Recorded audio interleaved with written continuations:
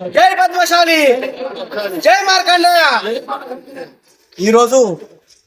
పెద్దపల్లి జిల్లాలో మన్ను ad hoc committee chairman గా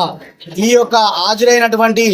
నలుమూలల నుండి దాదాపు 8-9 మండలాల నుండి హాజరైనటువంటి పద్మశాలి కులబాంధవుల ఆధ్వర్యంలో మరి అదేవిధంగా స్టేట్ ప్రెసిడెంట్ అయినటువంటి ఆమర్తం మురళి గారు, అదేవిధంగా అఖిల భారత పద్మశాలి సంఘం ప్రధాన కార్యదర్శి గడ్డం జగన్నాథం గారి ఆధ్వర్యంలో నన్ను ఈ అడాక్ కమిటీ చైర్మన్ గా ఎన్నుకున్నందుకు వారందరికీ ఇక్కడ హాజరైనటువంటి కుల బాంధవులందరికీ మరియు పెద్దలందరికీ శిరస్సు వంచి నమస్కరిస్తున్నాను.